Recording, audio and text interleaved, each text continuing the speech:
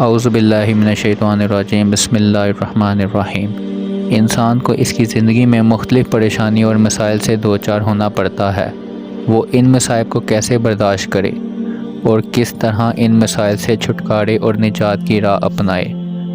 ان مسائل کو برداشت کرنے اور ان کو آسان تر بنانے کا سب سے بہترین طریقہ مومن کے لیے ہر وقت یہ تصور پیش نظر ہے کہ یہ دنیا دار امتحان ہے، یہ دائمی گھر نہیں ہے، یہ عمل کی جگہ ہے اور آخرت دار الجزا ہے، وہاں بدلہ ملے گا۔ مزدور شام سے صبح تک، صبح سے شام تک، کسان بویائی سے کٹائی تک، تمام تکالیف، سردی کی شدت، دھوپ کی حدت اور عمل کی محنت اس لیے برداشت کرتا ہے کہ مزدور کو شام ڈھلنے پر اجرت کی امید اور کسان کو کٹائی کے وقت پھل کی توقع ہوتی ہے۔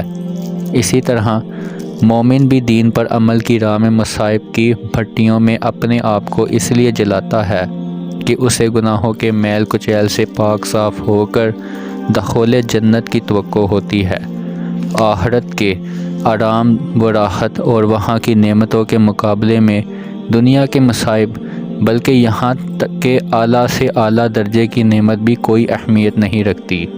اللہ کا دستور اس دنیا میں یہ ہے کہ جو بندہ جس قدر اللہ عز و جل کا مقرب ہے وہ محبوب ہوتا ہے، اسی قدر اسے اس دنیا کے احوال و پریشانیوں سے دوچار ہونا پڑتا ہے۔ یہی وجہ ہے حدیث مبارکہ میں مومن کے لیے دنیا کو قید خانہ قرار دیا گیا ہے۔ ظاہر ہے کہ قید خانے میں آدمی کو گھر کی طرح سہولت و آرام نہیں مل سکتا۔ جناب رسالت مآب صلی اللہ علیہ وآلہ وسلم کی زندگی صبر کے واقعات سے بھری پڑی ہے۔ یہاں تک کہ سید عالم رحمت للعالمین صلی اللہ علیہ وآلہ وسلم کے بارے میں ہے کہ جتنی آپ صلی اللہ علیہ وآلہ وسلم کو راہ خدا میں تکلیف دی گئی، اتنی تکلیف کسی اور بنی علیہ السلام کو نہیں دی گئی۔ حضرت سعد بن ابی وقاص رضی اللہ تعالیٰ عنہ فرماتے ہیں کہ میں نے اللہ کے رسول صلی اللہ علیہ وآلہ وسلم سے سوال کیا، لوگوں میں سے سب سے زیادہ پریشانیاں کن لوگوں پر آتی ہیں؟ تو نبی پاک صلی اللہ علیہ وآلہ وسلم نے فرمایا، سب سے زیادہ انبیاء کرام علیہ السلام پر، پھر ان کے بعد جو انبیاء کے جتنا قریب ہوتا ہے اس پر، انسان پر اس کے دین کے مطابق آزمائش آتی ہے۔ اگر وہ دین میں مضبوط ہے تو اس پر آزمائش بھی اس قدر سخت آتی ہے، اور اگر وہ دین کے اعتبار سے کمزور ہے تو اس پر آزمائش اسی حساب سے آتی ہے۔ انسان پر آزمائش آتی رہتی ہیں، یہاں تک کہ ایسا وقت آ جاتا ہے کہ وہ زمین پر چلتا ہے لیکن اس کے ذمہ کوئی گناہ نہیں ہوتا۔ انسان کے لیے معاشی، خاندانی، سماجی حالات تنازعات اور مشکلات کا باعث بنتے ہیں، اور ایسے حالات میں صبر کرنا ہی باعث اجر و ثواب ہے۔ حسب ذیل روایات ملاحظہ فرمائیں۔ عطا بن ابی رباح رحمۃ اللہ کہتے ہیں کہ مجھ سے ابن عباس رضی اللہ تعالیٰ عنہ نے کہا کہ میں تمہیں ایک جنتی عورت نہ دکھلاؤں؟ میں نے کہا کیوں نہیں، مجھے ضرور دکھائیں۔ انہوں نے ایک عورت کی طرف اشارہ کرتے ہوئے کہا کہ یہ کالی عورت نبی پاک صلی اللہ علیہ وآلہ وسلم کی خدمت میں حاضر ہوئی اور عرض کیا کہ مجھے مرگی آتی ہے اور اس میں میرا استر کھل جاتا ہے، اس حالت میں بے پردہ ہو جاتی ہوں، اس لیے آپ میرے حق میں دعا کر دیں۔ آپ صلی اللہ علیہ وآلہ وسلم نے فرمایا، تجھے صبر کرنا چاہیے، تیرے لیے جنت ہے، اور اگر تو چاہتی ہے تو تیرے لیے دعا کر دیتا ہوں کہ اللہ پاک تجھے تندرستی عطا فرمائے اور ساری برائیوں سے محفوظ کرے۔ اس نے بارگاہ رسالت مآب صلی اللہ علیہ وآلہ وسلم میں عرض کیا کہ میں صبر کروں گی، پھر کہا بیماری میں میرا استر کھل جاتا ہے، اس لیے آپ صلی اللہ علیہ وآلہ وسلم نے دعا کریں کہ ستر نہ کھلنے پائے۔ آپ نے اس کی حق دعا فرمائی۔ حضرت انس بن مالک رضی اللہ تعالیٰ عنہ کہتے ہیں کہ میں نے نبی کریم صلی اللہ علیہ وآلہ وسلم کو فرماتے ہوئے سنا کہ اللہ تعالیٰ فرماتا ہے کہ جب میں اپنے بندے کو اس کی دو محبوب چیزوں یعنی دو آنکھوں کی وجہ سے آزمائش میں مبتلا کرتا ہوں اور وہ صبر کرتا ہے تو میں اس کو جنت عطا کرتا ہوں۔ جب کوئی کلمہ گو کسی مصیبت یا تکلیف سے آزمایا جائے اور وہ اس وقت صبر کا دامن ہاتھ سے نہ چھوڑے اور رسول رسول صلی اللہ علیہ وآلہ وسلم کی کامل اتباع کرے اور آزمائش کی ان گھڑیوں میں بقا کرنے کی بجائے یقین کامل کے ساتھ نبی پاک صلی اللہ علیہ وآلہ وسلم کی طرف سے عطا کردہ دعاؤں کا ورد کرتا رہے اور اللہ کی رحمت سے مایوس نہ ہو تو اس کا دامن مراد سے بڑھ جاتا ہے، جیسا کہ حضرت ام سلمہ رضی اللہ تعالیٰ عنہ فرماتی ہیں۔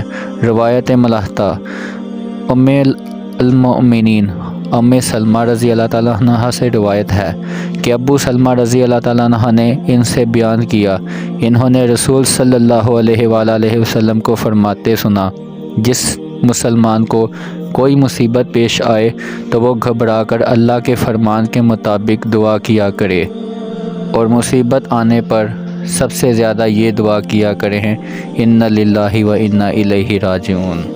ہم اللہ ہی کے بندے ہیں اور اسی کی جان لوٹ کر جانے والے ہیں۔ اے اللہ، میں نے تجھی سے اپنی مصیبت کا ثواب طلب کیا، تو مجھے اس میں اجر دے اور مجھے اس کا بدلہ دے۔ جب یہ دعا پڑھے گا تو اللہ تعالیٰ اس کا اجر دے گا اور اس سے بہتر اس کا بدلہ عنایت کرے گا۔ ام سلمہ رضی اللہ تعالیٰ عنہ کہتی ہیں، جب میرے شوہر ابو سلمہ رضی اللہ تعالیٰ عنہ کا انتقال ہو گیا تو مجھے وہ حدیث یاد آئی جو انہوں نے رسول صلی اللہ علیہ وآلہ وسلم سے سن کر مجھ سے بیان کی تھی، اور جب مجھے اس سے بہتر بدلہ دے کہنے کا ارادہ کیا تو دل میں سوچا کیا مجھے ابو سلمہ رضی اللہ تعالیٰ عنہ سے بہتر بدلہ دیا جا سکتا ہے؟ پھر میں نے یہ جملہ کہا، تو اللہ تعالیٰ نے مجھے حضرت محمد صلی اللہ علیہ وآلہ وسلم کو ان کے بدلہ میں دے دیا اور میری مصیبت کا بہترین اجر مجھے عنایت فرمایا۔ اگر ہم دنیاوی تناظر میں بھی دیکھیں تو کسی بھی منزل کو پانے کے لیے ہر انسان کو بہر صورت صبر کی سیڑھی پر چڑھنا پڑتا ہے۔ ایک ڈاکٹر کو بھی اپنی ڈگری لینے کے لیے 5 سال تک انتظار کرنا پڑتا ہے۔ گویا یہ صبر ہی ہے کہ جو کہ منزل پر پہنچنے کے لیے یہ کرنا ضروری ہے۔ اگر انسان صبر نہیں کرتا تو وہ مایوسی کا شکار ہو جاتا ہے۔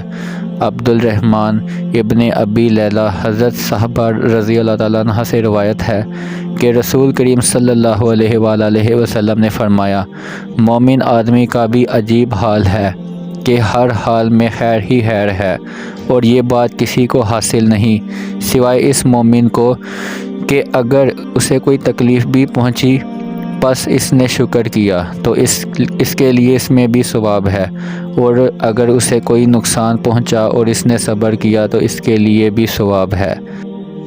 تاریخ اسلام میں اہل حق پر بے شمار مشکلات اور مصائب کے پہاڑ توڑے گئے، لیکن انہوں نے ہمیشہ اسی اصول کو نشان منزل بنایا کہ مصیبت میں صبر کرنا مشکل اور سخت ہے، لیکن صبر کے ثواب کا ضائع نہ ہونے دینا اس سے سخت تر اور مشکل ہے۔ ہر چیز کا اچھے عمل سے ثواب کا اندازہ کیا جا سکتا ہے، لیکن صبر کا ثواب بے اندازہ اور لامحدود ہوتا ہے۔ بندہ صبر کرے تو کوئی مصیبت اہم نہیں رہتی، لیکن مصیبت میں بے صبری اور چیخو پکار کرے تو اس کا کوئی فائدہ نہیں ہوتا۔ انسان زندگی میں لالچ کرتا ہے، یہ مفلسی ہے۔ بے عرض ہونا امیری اور بدلہ نہ چاہنا صبر ہے۔ بندہ مومن کا تو مقام ہی یہ ہے کہ مصائب و مشکلات کا مقابلہ صبر اور حوصلے اور اللہ کی عطا کردہ نعمتوں کی حفاظت شکر سے کرے۔ کوئی مشکل درپیش ہو تو صبر کے بجائے بے قراری زیادہ تکلیف کا باعث بنتی ہے۔ صبر کی اہمیت کا اندازہ اس بات سے لگایا جا سکتا ہے کہ قرآن پاک میں اس کا ذکر آیا ہے۔ ہماری زندگیوں سے صبر مفقود ہوتا جا رہا ہے، بے صبری کی بیماری عام ہوتی جا رہی ہے۔ یہی وجہ ہے کہ ہم فرسٹریشن، ڈپریشن یا ٹینشن جیسی مہلک امراض میں مبتلا ہو رہے ہیں۔ حالانکہ صبر کا اس کائناتی اور دنیاوی نظام کا آپس میں بڑا گہرا تعلق ہے۔ کائنات کے ہر عمل میں صبر کی آمیزش، مثلاً چاند ستارے اپنے اپنے مدار میں رہتے ہوئے اپنا سفر طے کرتے ہیں، اور رات کو دن کو اور رات کو رات میں بدلتے ہیں۔ ایک پودا مکمل درخت راتوں رات نہیں بن جاتا، آہستہ آہستہ پروان چڑھتا ہے، پہلے پھول اور پھر پھل آتے ہیں۔ یہ کائناتی ربط ہمیں سکھاتا ہے کہ ہم اپنی زندگیوں میں بھی اسے شامل کر کے زندگی میں ربط پیدا کریں، تاکہ ہماری زندگیوں میں امن و سکون کے پھلوں کی خوشبو آئے اور اس خوشبو سے ہمارا معاشرہ مہکتا رہے۔ جزاک اللہ۔